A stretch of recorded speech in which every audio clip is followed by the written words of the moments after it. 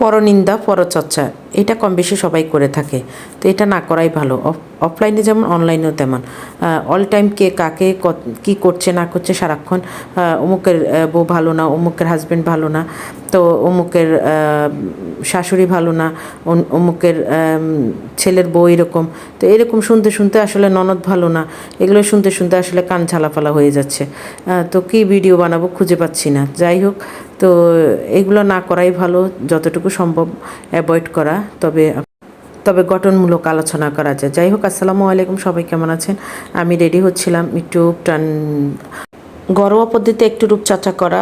উপকরণগুলো ছিল আমি অনলাইন থেকে কেনা, ভেষজ উপটান ছিল, তো এটা অনলাইন থেকে আমি নিয়েছিলাম। তার সাথে আমি মধু মিক্স করেছি, তারপরে অ্যালোভেরা জেল ইউজ করেছি। সাথে অ্যালোভেরা জেলটা খুব স্কিনে ব্রাইটনেস দেখায়। তো এই তিনটে উপকরণ দিয়ে আমি একবার মিক্সার করে নিয়েছিলাম। তো মুখে দেওয়াতে অনেক গ্লেজি এসেছে, গ্লো করেছে স্কিন।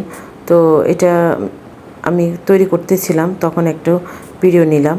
তো এটা হলো অ্যালোভেরা জেল, যে কোনো অ্যালোভেরা জেল যে কোনো কোম্পানির, ভালো কোম্পানি ব্র্যান্ড দেখে আপনি নিতে পারেন। তো আমি নিয়েছি একটা।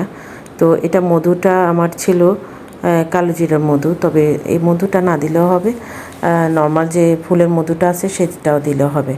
তারপরে দুইটা উপকরণ দিয়ে একসাথে আমি মিক্সার সামান্য পরিমাণে একটু দিয়েছি, দিয়ে মিক্সার করে নিয়েছি।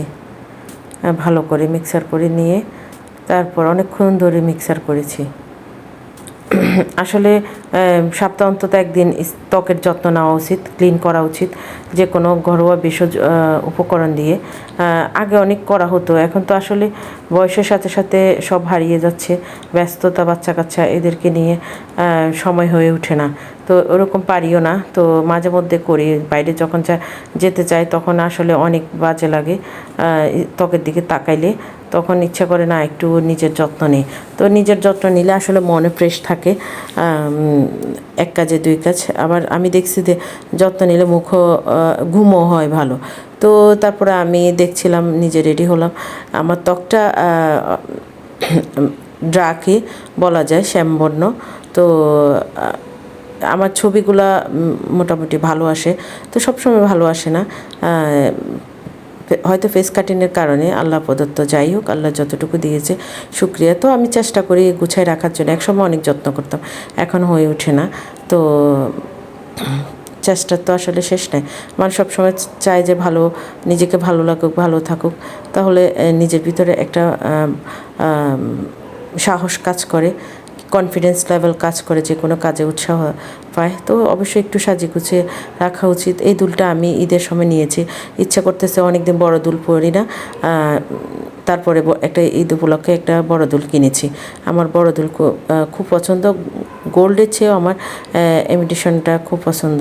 তো আমি ওই যে আমার কাজে যাচ্ছিলাম, তো এটার একটা ক্লিপ নিলাম। তো এখানে অবশ্য অন্ধকার ছিল, এই জন্য ছবিটা মনে হয় ভিডিওটা বেশি ভালো আসেনি। যাই হোক, তো একটু ভিডিও করলাম, তো দেখলাম যে আকাশটা খুবই চমৎকার, অনেক সুন্দর লাগছে। তো পরে আকাশটা একটু ভিডিও করে নিলাম। এই টাইমগুলোতে আসলে শহরে থাকাতে আকাশগুলো দেখা যায় না, তো গ্রামে মোটামুটি সব গেলে দেখা যায়, কিন্তু শহরে আসলে এটা দেখা হয় না। তো গাড়িতে থাকাতে আমি এটা দেখতে পেলাম, তো ভালোই লাগলো। আকাশটা মনে হয় যে ছুঁই ছুঁই অবস্থা, বৃষ্টি নামবে এক্ষুনি, এরকম একটা গান আছে না, ওরকম। তো তারপরে আমি যেখানে গিয়েছিলাম মিটিংয়ে, সেখানে আমি কথা বলছিলাম। তো আমি নিজে নিজে আবার একটু ভিডিও করলাম পরিবেশটার জন্য।